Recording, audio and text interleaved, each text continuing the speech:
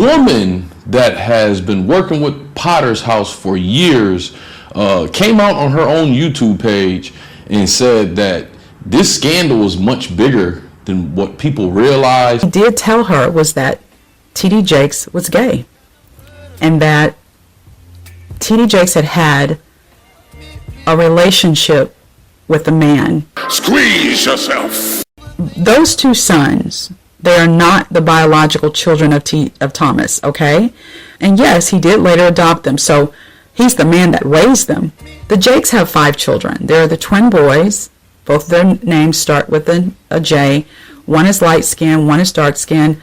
I've seen both of the sons. I've met one of them in particular, talk with him. But anyway, yes, it is true that the 2 older sons are gay. Kind of like the Vanessa Long, Eddie Long situation. People, Sarita. No, it's not going to be poor Sarita.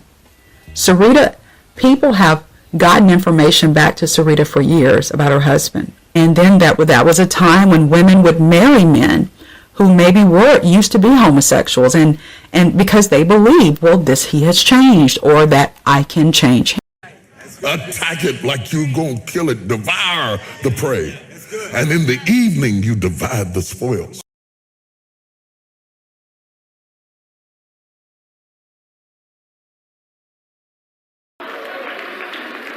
I'm gonna encourage myself. I'm taking myself out to dinner. I'm gonna be my Valentine. Oh, y'all not gonna help me. I'm gonna be my Valentine. You got 10 seconds. You got 5 seconds. You got 3 seconds. You got 1 second.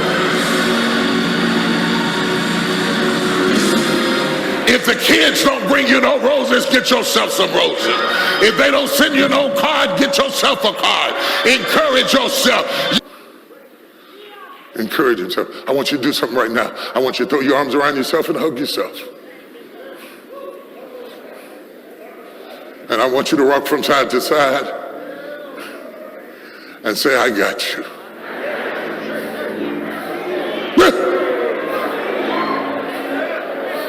Rome features Priscus and Verus, 2 gladiators who fell in love while training together. Their romance was so famous that it was turned into a play, which was even performed in front of Emperor Nero. In addition to this story, there's a lot of art from that time showing gladiators in romantic relationships with each other. This artwork gives us a glimpse into the acceptance of these relationships, suggesting that people didn't see them as something strange or wrong. But how did society view these relationships? Ancient Rome and literature reveal the hidden world of same-sex relationships among gladiators. Many people in Rome believe that being sexually active made these warriors even stronger and braver in battle. All the praises and the honor goes to Yahweh by Hashem, Yahweh Shai by Hashem, Racha Ha-Kodash, and double honors to the elder apostles and bishops of Great Millstone. Honors to you, brethren. Shalom to you fellow believers, you followers of this faith, even you few sisters, and shalom to the elect. I want to touch on this video real quick, going back to the Bishop Thomas Dexter Jakes. And the reason why I want to do that, because I remember doing a video some years back and how the similarities of Rome and America, which proves this is, a portion, Rome being built up all over again, right? And I remember going into it and remembering the gladiators, right, who at one time they did fight to the death, but towards the end of their reign, they start staging, and using all kind of fooleries and trickery to trick the people, even with the money. So it seems as the same thing is happening. And they've, our people, as you can read the book, in the scriptures, Romans. When you go to Romans, let's get that real quick. When you go to the Bible and you go to Romans, it says this. For this cause God gave them up into vile affections. For even their women did change the natural use to that which is against nature, and likewise also the men, leaving the natural use of the woman. Burned one towards another, and it goes on at men with men, working unseemly. So we had a problem as Israelites when we mingled and got taken down, right? Or we've always adopted practices of heathens to a degree. This has been an ongoing thing. But, what we're trying to show you is that this is nothing but Rome, an extension of Rome, all over again. You can look on your money. You can look at any downtown location, D.C., right? So there's nothing new. And the thing about it, as I did further research, I'll read something, but as I did further research, a lot of them were married men. And some of the women knew it and some of them hid it. Some of them knew it, but they didn't really say much because the authority of their husbands, right? So we can see the same thing now. You see this with the bishop who adopted his sons. I didn't know that, right? And they are the way they are. And you can see with the elites, and we can't say who they pretty much are, but Edo, so to speak, the top elites, you almost have to, with your children, they have to go through a phase, especially the sons. We see this with Magic Johnson's son, the basketball player, Isaiah Thomas's two sons. Will Smith's son, and his daughter. So you can see the pattern. This T.D. Jakes, and the list goes on. All those guys. Anybody who think that this boule and this stuff isn't real and they not up in there serving, you've been sadly mistaken. It's also came out that Denzel Washington was at the Diddy's party and he was getting down with Diddy, which Diddy, as I put in another video, means nipple. And you see what the P is on the front, P nipple. Anyway, it's what it is. So as I put in the clip, this man is telling the woman, and this is what these guys do. They're puppets, right? Their job is to uplift Eve, uplift the woman, and put her on a higher status spirituality on the left-hand side, towards the Queen of Heaven. To say to herself, we don't need the men. As long as I got my Mercedes or Jaguar or Bentley or whatever I own, right, or my new house, I'm all right. It's all right for me to be alone. It's all right if a man doesn't meet my standards. And these guys like this, right, who push this dogma, this agenda on the so-called black community. It's guys like this. It's in your music as well. But it's guys like this, man. And the women, this is their lovers. This becomes their lover. So they set up these type of guys with the charismatic voices. They make him look rich. He looks like he eats well. And these women hear this, and they'll go home, because this is what they prey on.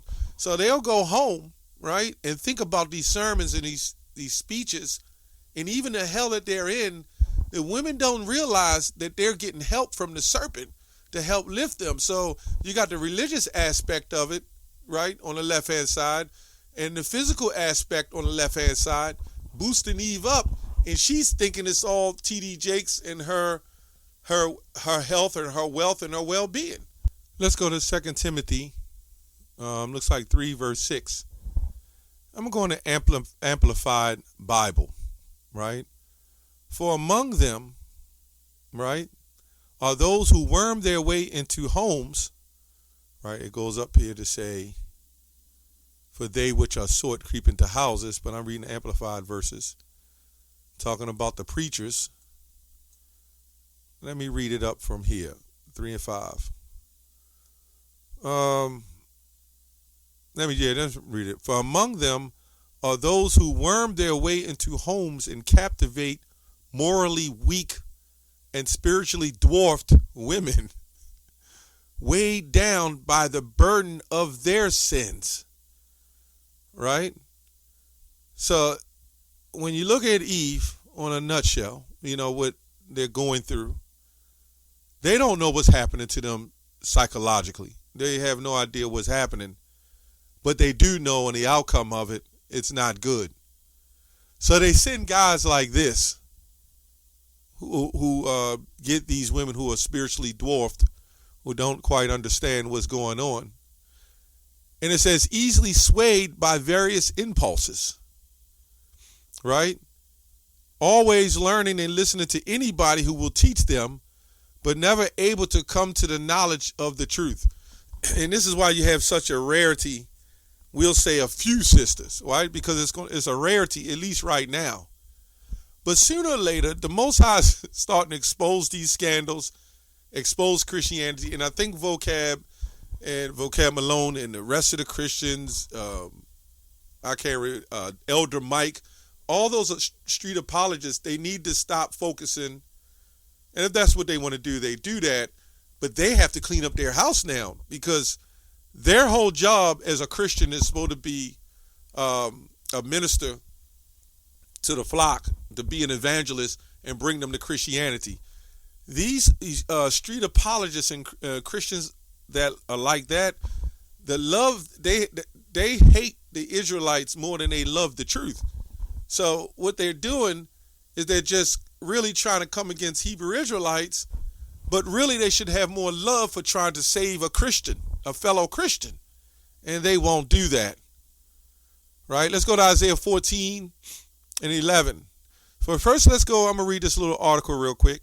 It said it was expected and socially acceptable for a freeborn Roman man to want sex with both male and female partners, as long as he took the penetrative role, right? The morality of the behavior depended on the social standing of the partner. See that? The social standing, where he fit in. Not gender per se. Both women and young men were considered normal objects of desire. But outside marriage, a man was supposed to act on his own desires with only slaves, prostitutes, who often were slaves. Gender did not determine whether a sexual partner was acceptable. See that?